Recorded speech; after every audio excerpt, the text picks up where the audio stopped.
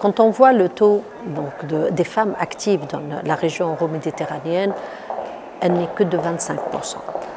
Et c'est un taux qui est très très faible. C'est-à-dire que 3/4 des femmes ne participent pas directement donc à la vie économique et à la croissance économique des pays. Donc il existe encore des inégalités. Et là, c'est un défi important. Et c'est là l'importance justement de travailler pour la promotion donc, de la participation économique de la femme.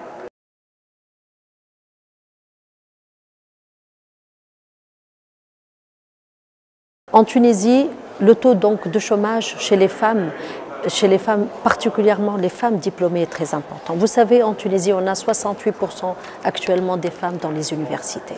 Donc, c'est-à-dire, et avec un taux plus qui dépasse le double de celui de l'homme. Plus de 45% des femmes sont au chômage, des femmes diplômées sont au chômage aujourd'hui. Là, pour notre ministère, c'est vraiment une priorité.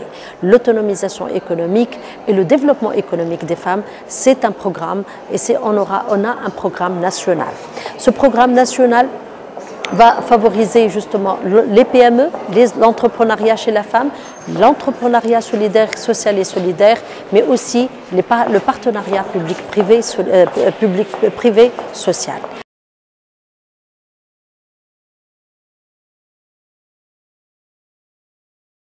Et nous travaillons donc en collaboration avec l'Union européenne, avec les organismes onusiens, parce que ce qu'on a remarqué, c'est qu'il y a un manque d'encouragement.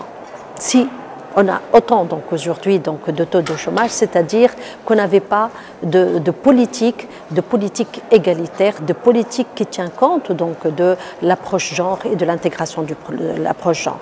Donc nous travaillons pour institutionnaliser l'approche genre. On a créé des points focaux, donc genre dans chaque ministère, pour avoir donc cette approche aussi dans la budgétisation du pays.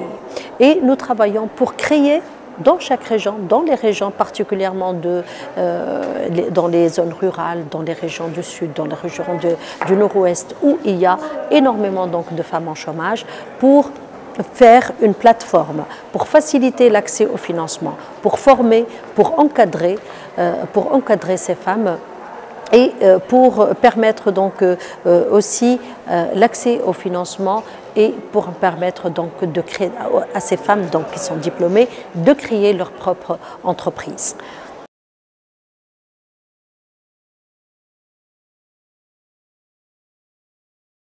Je sais que le PM travaille sur le renforcement de la femme dans la société et créer donc cette synergie entre la région, cette synergie entre les bailleurs, entre les organismes gouvernementaux, les organismes non gouvernementaux, la société civile, les partenaires donc publics, les bailleurs de fonds, pour multiplier, pour développer donc tous les projets qui sont en faveur et qui encouragent donc les femmes à avoir une place dans le développement économique de leur pays.